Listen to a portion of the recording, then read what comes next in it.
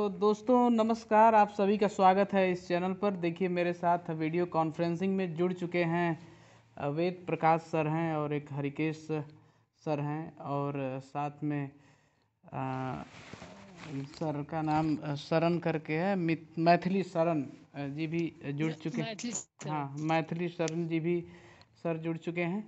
और आज हम लोग बात करेंगे जो नियुक्ति पत्र का इंतज़ार जो चल रहा है और बहुत ही लंबा इंतज़ार हुआ। तो सर सबसे पहले शुरू शुरू में सबसे थोड़ा थोड़ा जो है कि बाइट देने के लिए बोलेंगे कि आप लोग क्या आप लोगों के ऊपर नियुक्ति का जो इंतज़ार आप लोग करते करते थक गए, उसको लेकर के आप क्या कहना चाहेंगे। तो सबसे पहले मैं वेद प्रकाश सर के यहाँ जाना चाहूँगा।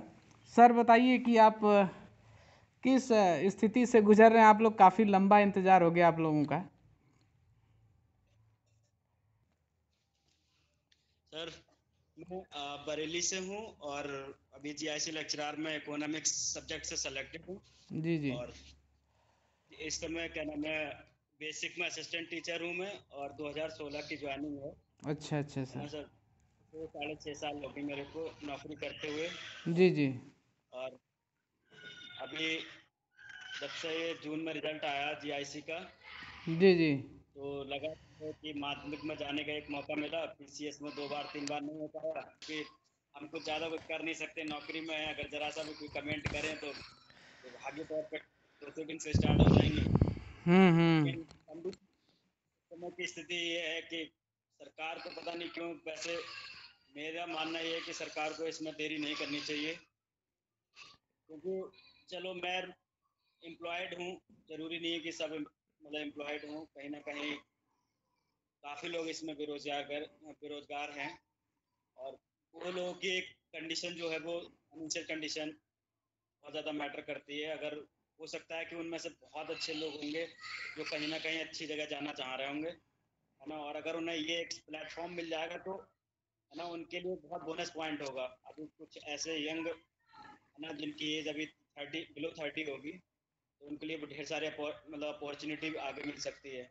लेकिन ये लोग जिस तरीके से डिले कर रहे हैं, और पहली चीज़ तो ये है कि इन्होंने अब तक जो पूरा शेड्यूल जारी किया था, शेड्यूल के अनुसार जो चले नहीं, और इन्होंने लगातार देरी करते रहे। ये अगर आपको कुछ नहीं करना था तो आप चॉइस फिलिंग नहीं कराते, काउंसलिंग करानी नहीं चाहिए थी आपको। हाँ, एक अगर आपने एक एक डेट दे देते, 2 महीना बाद देते। पहली चीज तो आपने चलिए डेट दी ज्वाइनिंग लेटर की, अगर आपको ज्वाइनिंग लेटर आपने रोका तो आप एक कॉन्स्टिट्यूशनल वे के अनुसार आप एक ऑर्डर निकालते, है ना। और सारे स्टूडेंटों को आप प्रेषित करते कि रीजन बताते कि क्या रीजन है कि इसकी वजह से हम जो ज्वाइनिंग लेटर रोक रहे हैं, जी है जी। ना। तो उससे क्या होता, एक जो क्या नाम है, स्टूडेंट जो इस समय फ्रस्ट्रेशन बढ़ रहा है, उनका फ्रस्ट्रेट नहीं होता, मेंटली प्रेशर उन पर नहीं पड़ता। जी उन्हें लगता है कि चलो सरकार कम से कम कुछ हमें बता के तो ज्वाइनिंग लेटर रोके हैं, जी है जी। ना। तो उसमें ये होता ना कि स्टूडेंट जो आज जो कंडीशन हो रही है उनकी, वो नहीं होती। कम से कम उन्हें विश्वास होता है, कम से कम एक एक डेट है ना उन्होंने फिक्स कर दी है, उस डेट को हमें मिल जाएगा। कोई दिक्कत नहीं है, आप लेट करो, लेकिन आप पहले सूचना एक इन्फॉर्म कर दो, हाँ, है ना। रीजन बता आप दो, इन्फॉर्म रीजन। हाँ, रीजन बता दो। आप इन्फॉर्म आप इन्फॉर्म भी नहीं कर रहे हैं, और फिर ऊपर से आप ना तो कोई आश्वासन दे रहे हैं, ना आप कोई एग्जैक्ट डेट दे रहे हैं। तो इन चीजों से एक तरीके से सरकार की जो एक छवि है वो धूमिल हो रही जी जी। है ना। इससे ये एक अच्छा संदेश नहीं जा रहा है, क्योंकि हम्म। एक पढ़ा लिखा जो व्यक्ति है उसके संज्ञान में सब कुछ है। ये ऐसा नहीं कि हमारे जैसे आप जैसे चैनल पर डेली अपडेट रहते हैं, जी जैसे हम नहीं रह पाते हैं शाम को, लेकिन दोपहर में हम जरूर देखते हैं। जी। जी तो मेरे जैसे कितने ऐसे लोग हैं, जैसे हम लोगों को, जैसे जो जीआईसी लेक्चर की ज्वाइनिंग जिनकी जी। है ना, सभी लोग मेरे ख्याल से दिन में 4 बार एक्सेस करते ही हैं, है ना। तो सरकार पे एक बुरा प्रभाव पड़ रहा है इसका, है ना। नहीं और नहीं। हो सकता है कि इसका प्रभाव आगे भी पड़े, है ना, क्योंकि अब इसमें देखिए निर्वाचन है ही 24 में, है ना। जी अगर मान लो कहीं ना कहीं हम पर जो प्रेशर पड़ रहा है, तो 4-6 लोग हमसे जुड़े हुए जरूर है, क्योंकि हाँ। हमारे मान लो फैमिली मेंबर्स या हमारे रिलेटिव्स हैं, तो वही चीज जानना है कि सरकार क्यों लेट कर रही है। और फिर आप लेट होने का रीजन भी नहीं बता रहे हैं कि क्या रीजन है। इसका मतलब ये हो रहा है ना कि आपकी जो एक आपका जो हमारा ट्रस्ट बना हुआ था वो ट्रस्ट को आप ब्रेक डाउन कर रहे हैं, है ना। तो वो चीज वो एकदम गलत है। नहीं तो नहीं मेरा सर। मानना यही है कि सरकार से मैं यही उम्मीद करता हूँ, और आप लोगों का जो सहयोग है बहुत सराहनीय है। जिस तरीके से आप लोग हमारे लिए कर रहे हैं और जुड़े हुए हैं, है ना, और हमारे भाई लोग भी जुड़े हुए हैं। सबसे पहली चीज तो यही है, यही दिखाता है कि हम लोग इस समय भले से पैसा आ रहा है, सब कुछ आ रहा है, सब कुछ है, कोई दिक्कत नहीं है ईश्वर की कृपा से। लेकिन सबसे बड़ी दिक्कत ये होती है कि जो हम जहाँ जाना चाहते हैं ना, तो वहाँ जब लेट होता है, सब कुछ होने के बाद में जब लेट होता है, तो फिर कंडीशन बहुत खराब खराब होने खराब लगती होती, है। सही कह रहे हैं, सही कह रहे हैं। ठीक है सर, तो तो मेरा अब मानना यही है। ठीक ठीक, हाँ सर, तो अब मैथिली शरण जी के पास चलते हैं। उनकी भी राय जानते हैं कि क्या आप इसके बारे में क्या सोचते हैं, क्योंकि अभी मैंने वीडियो बनाई थी शाम को, गुलाब देवी का स्टेटमेंट भी आपने सुना है। सबसे पहले तो आप बताइए कि किस स्थिति से आप गुजर रहे हैं, क्या, क्योंकि मानसिक ये समझिए कि बहुत ही मानसिक पीड़ा से ये अभ्यर्थी गुजर रहे हैं जिनको नियुक्ति पत्र का इंतजार करना पड़ रहा है। तो मैथिली शरण जी, आप कैरी ऑन करिए। जी सर, मैं इस समय इतना ज्यादा मेंटली डिप्रेस हूँ जिसकी कोई सीमा नहीं है। मैं शब्दों से तो नहीं कह सकता अपने, लेकिन अपना बताने का प्रयास कर रहा हूँ जी जी। कि इस समय ये स्थिति है कि मैं किसी ऐसा लग रहा है किसी काम नहीं है, नौकरी पाने के बावजूद बेरोजगार की स्थिति में है। बिल्कुल, एक तो स्थिति ये है कि मैं पहले पढ़ा रहा था, वो भी मैं डिस्कनेक्ट हो गया हूँ वहाँ से। अब मैं किसी तरह मेरे पास रास्ता नहीं है कि कहीं हम अपने आप को ज्वाइन कर सकें। इतना बड़ा प्रेशर है दिमाग पर जिसकी कोई सीमा नहीं है। गांव वाले तो ये अब विश्वास छोड़ दिए हैं कि इनका सिलेक्शन हुआ है। वो लोग कहते हैं कि ऐसे शायद झूठ बोल झूठ रहे हैं। बोल रहे हैं, सही कर। हालांकि उन लोगों को बताते हैं तो उनको लगता है कि ये मजाक है। हाँ हम लोग हाँ कहते हैं बस फाइल हमारी सीएम के यहाँ है, हाँ। लखनऊ आना जाना रहता है, एक दो बार रहा तो लोग कहे क्या हुआ यार वहाँ जाते हो। नहीं नहीं, तो सही ये कर। बताते हैं कि ऐसी सी स्थिति है, तो वो ये समझते हैं कि ये शायद कहीं ना कहीं ये फॉर्जरी हुई है इन लोगों से। फौजरी। ये घर स्थिति है कंटिन्यू। घर वालों से तो। हालांकि प्रशासन की रवैया, हाँ, घर। हमें तो लगता है कि प्रशासन की जो पूरी रवैया है वो सब तानाशाही वाली स्थिति है। जी जी। हालांकि एक शिक्षा जो होता है समाज का एक अहम कड़ी होता है, उसके साथ बहुत बड़ा खिलवाड़ हो रहा है। ऐसा करना नहीं चाहिए, नहीं चाहिए, नहीं चाहिए, सही जो कह कि रहे। बहुत अच्छी स्थिति नहीं है। इसका हम्म। बहुत बड़ा निगेटिव इम्पैक्ट पड़ेगा आने वाले चुनाव में। हम्म। और काफी लोग हरदम वॉच करते रहते हैं। अगर मीडिया पे थोड़ी सी छोटी न्यूज आती है तो तुरंत हमको कॉल करते हैं कि यार तुम लोगों के रिलेटेड न्यूज आई है, ये है। तो काफी लोगों की आशाएं हैं हम लोगों से। बिल्कुल बिल्कुल, और अब तो न्यूज़पेपर वाले भी लग रहा है मजा लेने लगते हैं, थोड़ा थोड़ा न्यूज़ डाल करके जो है कि हाँ उत्साहित करते रहते हैं। हाँ थोड़ा सा कोई न्यूज़ आएगा उसमें डाल देंगे। जी और आदमी जो है कि इतना आशा लगा करके बैठा है कि हो सकता है कि कुछ न्यूज़ होगी, पॉजिटिव न्यूज़ होगी। तो हरिकेश सर के पास चलते हैं। हरिकेश सर, आप क्या कहना चाहेंगे, बताइए कि परीक्षा कराया आयोग ने, नियुक्ति पत्र मिलना था ऑनलाइन, लेकिन ये लोग जो है कि लेकर के चले गए मुख्यमंत्री के पास। क्या आपको लगता है कि इसमें कुछ राजनीतिक दृष्टिकोण है, या फिर क्या गुलाब देवी का स्टेटमेंट आप सुने ही हैं? देखिए सर, सबसे पहले तो मैं आपको बहुत बहुत धन्यवाद देना चाहता हूं कि आपने हम सबको अपनी बात रखने का एक प्लेटफॉर्म दिया। जी तो बहुत बहुत धन्यवाद आपको और आपके चैनल को। दरअसल हिंदी के एक प्रसिद्ध साहित्यकार हैं जिनका नाम हरिशंकर परसाई हैं, जी। जो कि व्यंग्य के लिए जाने जाते हैं। उनका एक दिन मैं एक निबंध पढ़ रहा था, तो उन्होंने अपने निबंध में ये लिखा कि अगर भीष्म पितामह ने शादी कर ली होती तो हम्म। शायद महाभारत का युद्ध न होता। तो मैं भी वही कहना चाहता हूँ, दोष हम छात्रों का ही है।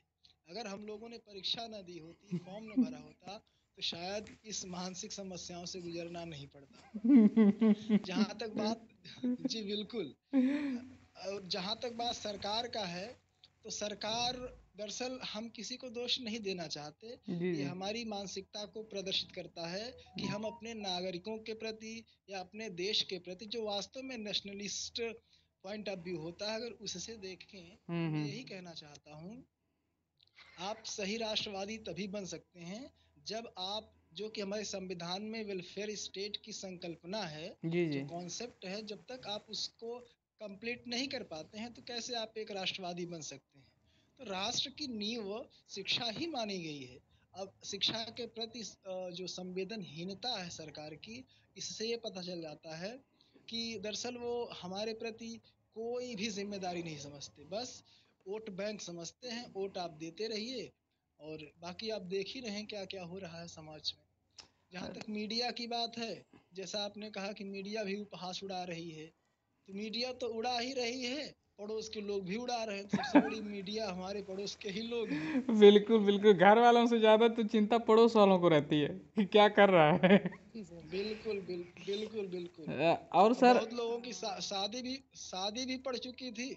अब वो जो है सोच रहे हैं कि नौकरी मिल जाती तब करते। कुछ लोगों को अभी विश्वास ही नहीं होता दरअसल ना। जी बिल्कुल।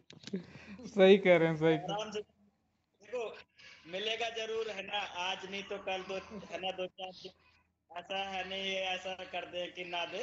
हाँ। शादी उसी के बाद प्लानिंग लेटर के बाद ही करना है ना। बिल्कुल सही सही बात है। सही। अच्छा सर, ये बात सही है कि सरकारें जो है कि शिक्षा को लेकर के इतनी सतर्क नहीं रहती हैं कि जितना कि होना चाहिए। ऐसा रवैया देखिए, लगभग हर वैकेंसी का यही हाल है। अभी लेखपाली का जो निकला था उसमें देखिए 8,000 पद था और 15,000 संदिग्ध अभ्यर्थी बैठे थे उसमें। और नियुक्ति अभी सर, जी बिल्कुल। एक लोगों ने मुझसे पूछा जो है कि मतलब ज्वाइनिंग नहीं हो रही है, आपको दिक्कत क्या हो रही है। हम्म। मैंने कहा मैं मानसिक पीड़ा से गुजर रहा हूँ। हाँ। उन्होंने कहा ये मानसिक पीड़ा है कि मानसिक कीड़ा है। बताइए, ऐसे ऐसे जवाब आते हैं, क्या किया जाए। असल बात है कि वहां तक वो पहुंचे नहीं है ना। जैसे बहुत लोग होते हैं कि जी गांधी जी को बहुत लोग गाली देते हुए नजर आ जाएंगे आपको। तो कहीं मैं स्टेटमेंट पढ़ा था कि गांधी जी को समझने के लिए गांधी जी का लेवल होना चाहिए। बिल्कुल बिल्कुल सही कह है रहे ना। हैं सर, है ना। तो मानसिक पीड़ा को समझने के लिए वहां से गुजरेंगे तब समझ में आएगा कि कीड़ा है कि पीड़ा है। तो सर, तो बिल्कुल। वेद प्रकाश सर, आपका तो मान लीजिए कि जी आपका तो मान लीजिए कि है, जो आप तो ऑलरेडी जॉब में हैं, गवर्नमेंट जॉब में। लेकिन आपकी भी एक आकांक्षा रही होगी कि हम भी एक अच्छे स्तर पे एक बेहतरीन आयोग के द्वारा निकाली गई वैकेंसी को क्रैक आप किए हैं। आपको भी गर्व हो रहा होगा और ये बहुत ही सम्मान वाली बात है कि इतने अच्छी पोस्ट को आपने क्रैक किया है, जो कि बहुत मुश्किल पद है, बहुत लोग नहीं कर पाते हैं। तो एक उम्मीद के साथ कि एक सम्मान हमारा रहेगा कि भाई हमने आयोग के एग्ज़ाम को क्रैक करके ये पद हासिल किया है। तो आपको भी तो इंतज़ार होगा ही बेसब्री से कि काश जल्दी से ज्वाइनिंग मिल जाए। बिल्कुल सर, बिल्कुल कहते हैं कि अभी सर, पहले तो ये था कि पहले जब कुछ चीज नहीं होती है तो जहाँ पर हम होते हैं तो वहां पर काम करने का एक बात, मतलब एक अलग ही नजरिया होता है। लेकिन जब हम दूसरी जगह के लिए सेलेक्ट हो जाते हैं तो फिर वहां से वो चीज हमारी ब्रेक हो जाती है। जी। अब इस समय कंडीशन ये है कि जो हमें आउटपुट देना चाहिए वो हम आउटपुट नहीं दे पा रहे हैं। क्यों? क्योंकि ये माइंड जो होता है वो कहीं ना कहीं यहाँ से डिस्ट्रैक्ट होकर कहीं जाता है कि पहले उसकी ज्वाइनिंग हो जाए। ज्वाइनिंग हो जाए, सही कह अब रहे हैं। क्यों? क्योंकि प्रॉब्लम ये नहीं है कि चलो फाइनेंशियल कंडीशन ठीक है, कोई दिक्कत नहीं है, हम्म। लेकिन एक जो प्रेशर रहता है कि हमने जिसके लिए, एक हमें गर्व हो रहा था स्टार्टिंग में, है ना, कि चलो 2 महीने 3 महीने में हमारी ज्वाइनिंग आ जाएगी, और फिर उससे थोड़ा सा एक सोसाइटी में भी ये है ना एक मैसेज जाता है कि चलो कम से कम है कि 6 साढ़े 6 साल बाद में आपने मतलब एक दूसरी हायर जॉब आपने अचीव कर ली, है ना। हम्म। ये आपने बहुत अच्छा मतलब उद्देश्य दिया। लेकिन वही है कि अब होता क्या है, अब 5 महीने 5.5 महीने हो गए, 5.5 महीने से ज्वाइनिंग नहीं आई है। अब क्या है स्टाफ में भी, अब स्टाफ में एक हमारे यहाँ सहायक अध्यापिका हैं। अब उनका एक स्टेटमेंट ये था, अभी शायद 15 दिन पहले उन्होंने हमसे कहा, सर क्या आपकी भर्ती क्या रद्द हो गई? अच्छा। अब हमारे पास में उनके लिए कुछ कहने के लिए शब्द नहीं थे। हाँ हाँ। क्यों? क्योंकि हम कहना नहीं चाह रहे थे। हमने कहा कोई बात नहीं, समय अभी अभी परिस्थितियां जो है हमारे प्रतिकूल हैं, अनुकूल नहीं है। नहीं है, नहीं है, सही कह रहे हैं। क्यों? क्योंकि अभी हम उस कंडीशन में अभी नहीं है कि हम जवाब दे दें, क्योंकि हमारे पास इतने जवाब थे कि हम देना चाहते तो वो उनका मुंह बंद कर दे सकते। सही बात है। लेकिन हम नहीं कह पाए। उसका रीजन यही है कि हमारे जो हम चाह रहे थे है ना कि सरकार जल्द से जल्द हमारे नियुक्ति पत्र भेजेगी।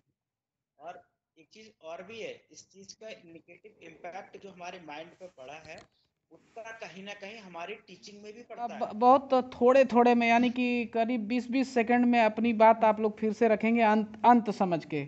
अगली कॉन्फ्रेंसिंग में थोड़ा अच्छे से हम अपना संसाधन कर लेंगे तो कायदे से बात होगी। तो वेद प्रकाश सर, आपसे ही मैं शुरू करूंगा। जो है कि 20 सेकंड में कुछ बात आप रखिए, अंत इसका करना है।